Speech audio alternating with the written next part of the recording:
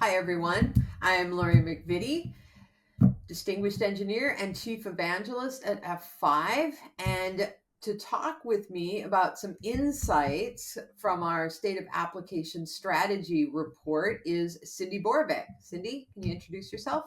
Hi, Lori. Thank you so much for having me here. I'm so excited. I'm responsible for our market intelligence at F5, and it is always exciting to talk about state of application strategy. So, programmability for those who aren't aware of how we use that term in the delivery and security industry, programmability is the capability of being able to modify behavior of delivery and security services in real time. So as the traffic is actually flowing through, as requests are coming in, the delivery or security service can actually grab it, look at it, and maybe do things to it, like block it if it's a bot, or insert the right header, or tracing, things like that. So that's the kind of programmability we are talking about, and we asked a lot of questions about it this year, didn't we, Cindy?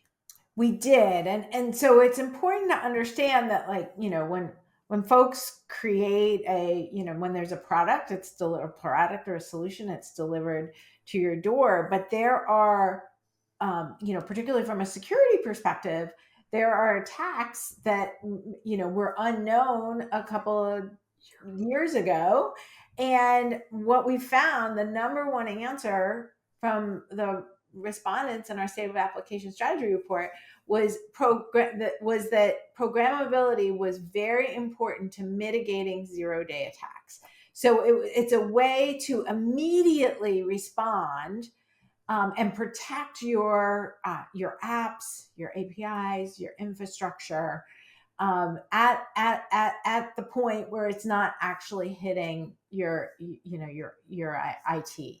And so, that's just one of the most important aspects of programmability. Right, right. And that was one of the 22. Is that one of the 22, or was it the 22 that were, I think the No, 20 yeah. So we were. asked about all sorts of things. We asked about service chaining. We asked about whether you wanted to modify, a string, right? So there's all sorts of reasons why you're using programmability, and we asked about 22 of them, as you said, Lori. And on average, across all those 22 ways that you could use programmability, 2/3 said that it was important or very important. So,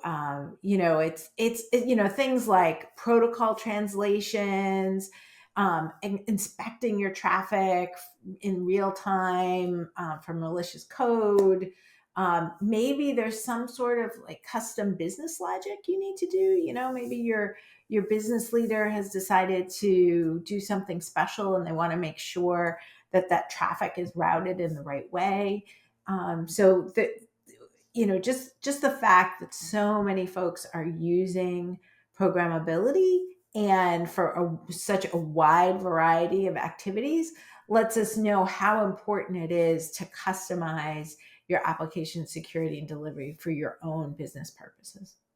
Yes, yes. And the long list was full of specific capabilities and things you might do with programmability. I remember helping the team work through and build that list, like URL rewriting, service chaining, header insertion and modification, right?